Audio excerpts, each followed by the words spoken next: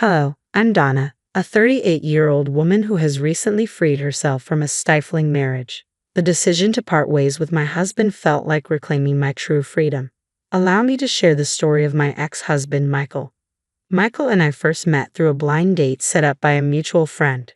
From the beginning, he was undeniably handsome and possessed an irresistible charm. He seemed to be everything I had ever wanted in a partner. We shared numerous interests and our conversations flowed effortlessly. For the first 7 months, we enjoyed a casual dating phase, taking turns planning exciting and enjoyable activities. Once we officially became a couple, our dynamic outings continued, and a year later, we moved in together. It was during this time that I became aware of Michael's unstable financial situation. Despite offering advice to help him advance professionally, he rarely took it seriously. Nevertheless, he earned enough to meet his needs, and I was prepared to support us both financially. 3 years into our relationship, we married and a year later, decided to buy a house.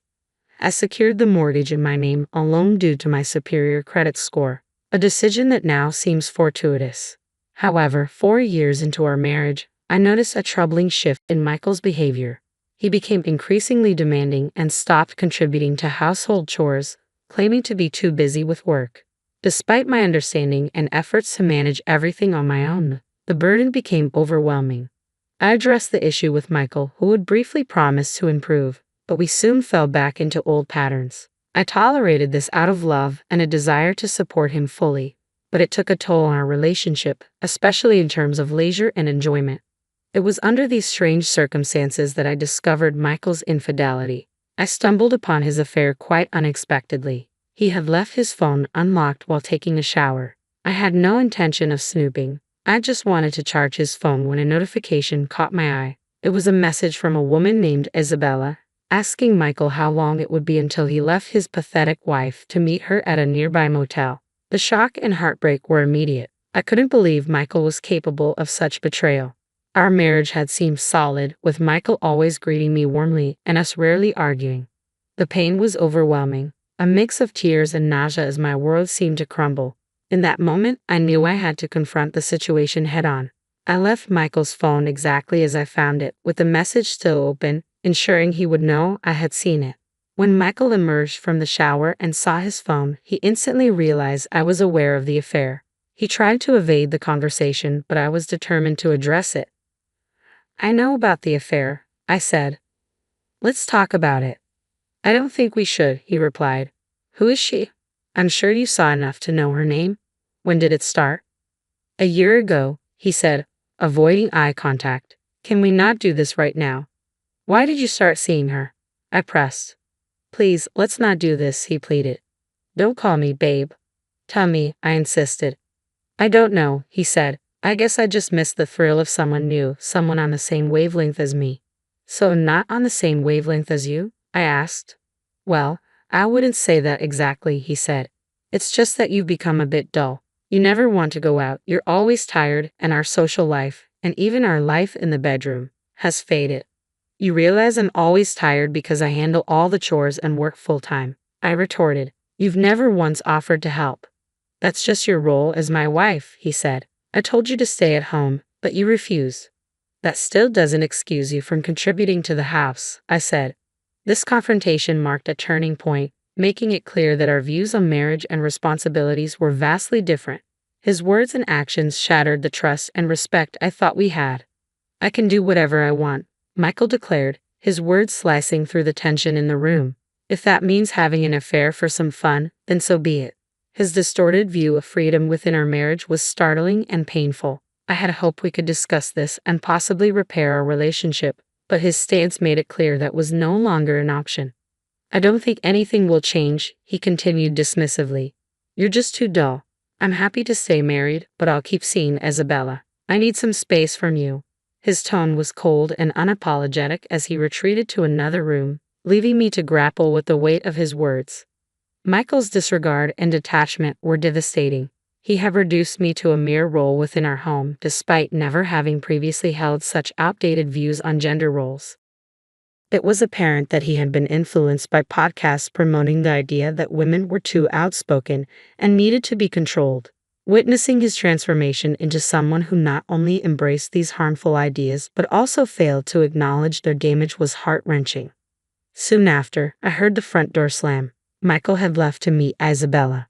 Overcome by a profound sense of abandonment and betrayal, I could no longer bear the solitude or the storm of emotions crashing over me. In my distress, I called my best friend Judy. She answered right away, sensing the urgency in my voice. Within moments, she was at my door with comforting hugs and tubs of ice cream. She didn't press for details. Instead, she held me as I cried. When I finally composed myself enough to speak, I shared the painful revelation with her. Michael is cheating on me, Judy. It's true. Are you sure? She asked, concern etched on her face. Absolutely, I replied. His phone was unlocked, and I saw a message from a woman asking when he was leaving his pathetic wife to meet her. What did you do? Judy inquired. I confronted him, I said, tears welling up again. He barely wanted to talk about it. Judy stayed with me through the night, offering silent, steadfast support as I faced the harsh reality of my crumbling marriage. As we sat together, the gravity of my situation began to sink in, and though the future remained uncertain, I was grateful for her unwavering presence. I knew I wasn't alone anymore. I finally confronted Michael and uncovered the painful truth. He had been cheating on me for a year. His excuse was that I had become too boring, always too tired and never up for anything fun. Despite managing almost everything at home, he dismissed my efforts, insisting it was simply my role as his wife. Well, if that's the role of a wife, then his role as a husband should have been more honorable, I told Judy, still reeling from the shock. Instead, here he is, cheating on me. Judy shook her head in disbelief. That's just a pathetic excuse. Did he even apologize? Not for a second, I replied. He just blamed me and chose to spend the night with her. Honestly, Judy, if I had to face him now, I don't know what I'd do. So, what are you thinking of doing next? Judy asked. I'm not sure. Michael mentioned he's fine staying married, but there's no way I can continue like this. Listen, Judy said, why don't you stay with me until you figure things out? I'll help you through everything. That would be amazing. Thank you so much, Judy. I really appreciate your support. We spent the rest of the evening trying to unwind, watching our favorite movies. It was a welcome distraction, but the reality of my situation lingered in the back of my mind. The next morning, Judy helped me pack some things to bring to her place. Once settled in at her home, curiosity got the better of me, and I decided to look up Isabella. I still had access to Michael's social media on my phone, a privilege I had never abused before because I trusted him completely. I discovered that Michael had muted notifications for messages from Isabella, which explained why the affair had remained hidden until now. It turned out that Isabella was a coworker of his, actually someone who reported directly to him. She was 38 years younger than me and 11 years younger than Michael. Just that revelation alone was enough to make my stomach churn. This discovery solidified my decision. I needed to divorce Michael. I couldn't endure the betrayal, nor could I live with someone who saw me as merely an obligation. With Judy's unwavering support, I began taking steps to reclaim my life and dignity. Before filing for divorce, I needed to sort out a few things. Judy and I spent time strategizing not only about the logistics of the separation, but also about ensuring that Michael would face appropriate consequences for his betrayal. My first priority was to protect my finances. I transferred all the money I had contributed to our joint account into a personal account, ensuring that Michael had no access. In the days that followed, as I prepared to file for divorce, I heard nothing from Michael. It was a painful reminder of how little he valued our relationship. When I eventually returned home to collect more of my belongings, I found Michael lounging on the couch. His reaction to seeing me was as predictable as it was irritating. "Where have you been? Why haven't you told me where you were?" he demanded, his voice tinged with a faint concern that barely masked his real detachment. "Why should I explain myself to you? You hadn't called once. Don't pretend to care now," I snapped, my patience wearing thin. "I'm sorry, but discovering your infidelity because you found me too boring doesn't exactly inspire politeness," I added with a touch of sarcasm. Michael seemed taken aback, but he quickly redirected the conversation to finances. "I noticed you withdrew a large sum from our joint account," he said, trying to sound casual but clearly concerned. "Yes, I took back my money," I replied. "Why should I let you squander what I've worked hard to earn?" He frowned and said, "What do you think you're doing? You need to put that money back." "Or what?" I challenged. Are you going to kick me out, move in with Isabella, and have your sister take my place here? I couldn't help but laugh at the absurdity of his threats. Put the money back in 3 hours or I'll make sure everything changes by tomorrow, he said, his tone growing menacing. I responded with silence, walking past him to our room. I quickly packed up the rest of my clothes and essentials, leaving him to stew in his frustration. Back at Judy's place, I recounted the entire encounter. Judy was furious on my behalf and insisted we consult a lawyer immediately. Fortunately, she knew someone who could help. We met with her lawyer friend, who first asked about the house. I explained that both the mortgage and the house title were in my name alone, a result of my well-paying job in a niche field. This detail was crucial as it meant I had significant leverage in the upcoming legal proceedings. With Judy's support and the lawyer's guidance, I felt better prepared to face the challenges ahead. Since I earned significantly more than Michael, it made sense for me to handle the mortgage and purchase the house, establishing it entirely in my name. This financial arrangement was straightforward and practical given our respective incomes. I had also taken care of everything the house needed. When I consulted with my lawyer about the impending divorce, he reassured me that the house would legally remain in my name, which lifted a weight off my shoulders. He also explained that if Michael's sister, Karen, moved in without my consent.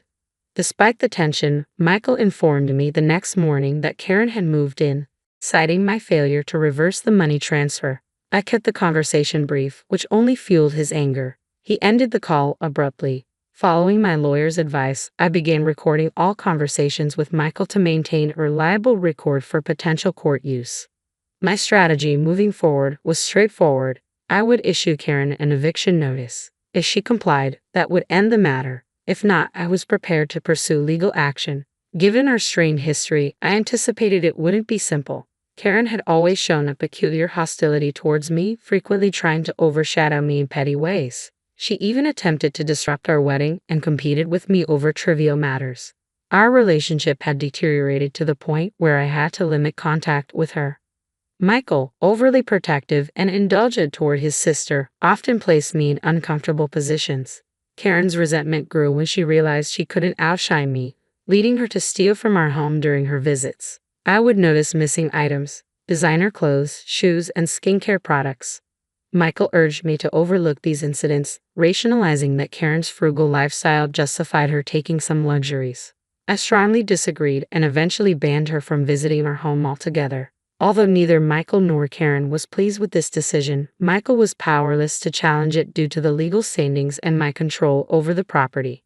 Determined to protect my interests and ensure a fair resolution to our marital breakdown, I was ready to stand my ground.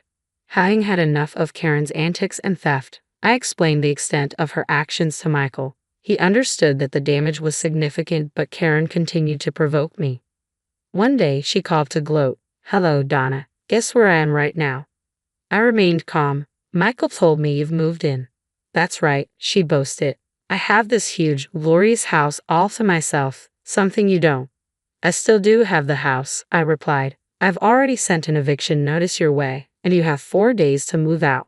She laughed derisively. "An eviction notice from you? Like I'm going to follow through with that. This is my brother's house, and he told me I can stay here, so I will." "It's not his house, Karen," I said firmly. "Regardless of what Michael told you, the legal documents show that the property is mine." Yeah, marital property or whatever, but he has all the power here," she insisted, misunderstanding the situation. "He decided this was the best thing to do." "You really can't stop talking, can you?" she snapped, trying to hurt me further. "I see why my brother chose someone else." "Fine," I said. "I have nothing more to say. Goodbye." I ended the call, but not before hearing Karen's spiteful laughter. If she didn't vacate within the 4-day deadline, I was fully prepared to take her to court. I had all the legal backing I needed. Unsurprisingly, Karen informed Michael of our conversation, and within an hour, he called me enraged. He questioned my audacity to issue an eviction notice. I chose not to respond to his anger. In the next 4 days, 2 significant events unfolded. First, I had the divorce papers served to Michael, and he shockingly decided to contest them. Second, Karen had still not moved out. True to my word, I had a court summons delivered to her. Legally, she was now considered a squatter. When Karen received the summons, she was visibly shocked to learn that the house was in my name, not her precious brothers. She confronted me, accusing me of trickery. I responded firmly. I gave you ample warning and time to leave. I even sent you a formal eviction notice. The reality of her situation was finally dawning on her. I was ready to uphold my rights, no matter what. Karen's refusal to heed my warnings led her to face the consequences in court. My lawyer presented a solid case, including the eviction notice and recordings of phone calls where I repeatedly asked Karen to vacate the premises, which she blatantly refused. In my state, squatting was a serious offense, resulting in Karen being charged with a Class A misdemeanor. The look of utter defeat and humiliation on her face was deeply satisfying after enduring years of her antagonism. After the court proceedings, Michael and Karen, still unable to accept the defeat, confronted me at Judy's place, where I had been staying. "How could you do that to my little sister?" Michael demanded. "Your little sister has made my life miserable for years, and I finally put a stop to it in the only way I knew how," I replied, my frustration evident. "A decision you initially agreed with. Yet the moment I stood up for myself, you sided with her." Michael argued. "So the house suddenly became an option because we're separating. If we weren't, would you have snuck her in?" I cut him off. "Save it, Michael. I don't want to hear any more. I'll see you in court." "How is the house even in your name?" "My brother's name isn't on any of the documents. I've been paying off the mortgage and handling repairs for the past 4 years," I explained. "No matter how much your brother contests it, he won't gain any ownership of the house. All he'll get is a much lighter wallet." Karen interjected, clearly not understanding the legal situation. "You think I set him up?" "I did nothing of the sort. Your brother believed in being the man of the house but avoided real responsibilities, preferring that I handle everything while he enjoyed the benefits. Thank God that won't be my problem anymore," I retorted, my patience wearing thin. I slammed the door in their faces, ending the conversation. In the weeks that followed, Michael, realizing he couldn't win the house, decided to contest every single possession we shared, down to the most trivial items like our dessert spoons. The battle was petty and exhausting, but I was determined to fight for my peace and freedom. For every item Michael claimed as his, I had the receipts clearly showing who had paid for them. In truth, he hadn't contributed much, so his share was minimal. While Michael was preoccupied with this petty squabble, I took action on another front. I sent screenshots of his inappropriate communications with Judy to his company's HR department. Within 2 weeks, Michael was terminated from his job. Surprisingly, Isabella was not. I learned from some of Michael's colleagues, with whom I had remained friendly, that she had argued Michael coerced her into the relationship by threatening her professional standing. Understandably, their relationship did not survive this revelation. It took some time, but eventually, the divorce was finalized, and I was officially free to celebrate my newfound freedom and the successful resolution of a complex situation. Judy and I enjoyed a long celebration. It felt like a double victory. The last update I received on Michael and Karen was less than glamorous. They ended up living together in a modest apartment, both struggling to find jobs. Their parents were supporting them with a modest allowance, but they were far from pleased with their actions.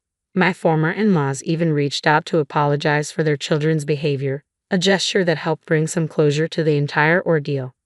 Now free, I looked forward to what life had to offer next. The entire experience reinforced a valuable lesson: never forget my worth. It also showed me that I could handle myself in tough situations. A force to be reckoned with. Here's to moving forward stronger and wiser. Cheers.